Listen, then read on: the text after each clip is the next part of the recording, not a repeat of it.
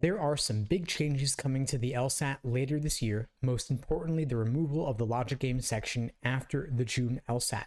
Starting with the August LSAT, the exam is going to have 2 scored logical reasoning sections and 1 scored reading comp section, which makes the August LSAT a great choice for a couple of reasons, especially in comparison to, say, the June LSAT. Let's say you were targeting the June LSAT, you would have to study logic games, logical reasoning, and reading comp. Yet any of the work you did on logic games would be useless if you were to then retake after that point, say in August, September, October, whatever. And when you consider June versus August, you take either of those exams, you'll still be able to apply at the very beginning of the cycle in September either way. In contrast, let's say you target the August LSAT as your first LSAT attempt.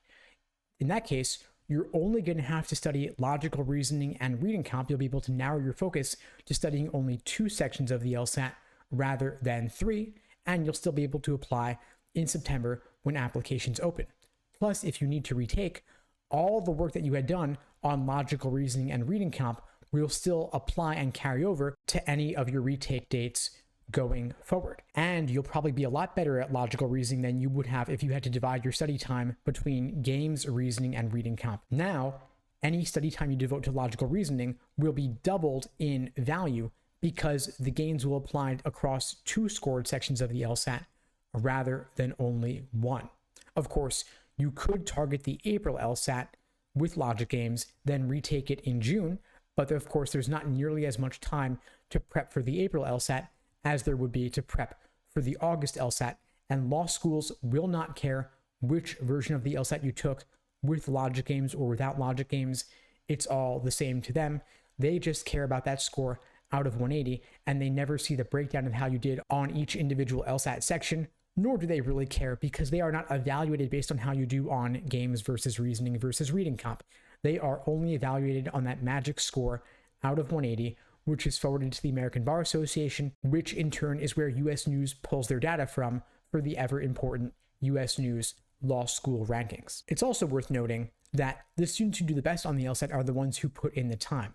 I typically recommend at least 5 to 6 months of dedicated LSAT prep to achieve your fullest potential on the LSAT. And so trying to cram it in 2 to 3 months to target April or June, it isn't really enough time to reach your fullest potential. And the LSAT score is, of course, the most important factor in the admissions process, so it's well worth putting in the time. Plus, if you target August, you'll have the whole summer to study. Hopefully, your schedule's a bit lighter with work or with school. Hopefully, you'll be able to make the LSAT a major focus over the summer, work on your application essays on the side, and then the second app's open in September, you could send in your applications with your LSAT score, maximizing your odds of getting in and maximizing the odds of getting significant scholarship money. The LSAT's worth the time.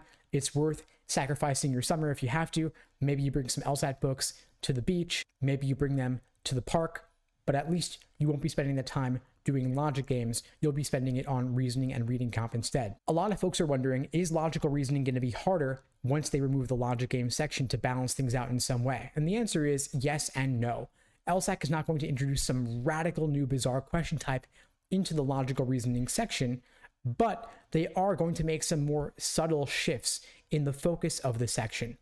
Reports from students who took logical reasoning experimentals recently indicate that LSAT is adding more formal logic questions into the logical reasoning section, and they're also adding more numerical questions that deal with, for example, numbers versus percentages, absolute versus relative. And so you may want to incorporate more prep in those logical reasoning question types if you're taking the LSAT in August and beyond, because LSAT's still going to want to test those particular concepts. Now, whenever you're taking the LSAT, whether it's with the logic game section or without the logic game section, there are a lot of different ways that I could personally support you in helping you break into the 170s and beyond. At LSAT Unplugged, we have live online classes via Zoom, on-demand video courses, small group coaching, and one-on-one coaching. You can check out the links below the video to find out more and to book a call with me and my team. We'd be glad to help you out. Of course, we'll be shifting focus as well. We're going to remove logic games from our course after the June LSAT and add in more on logical reasoning to account for the change. In the meantime, I'll wish you all the best and take care.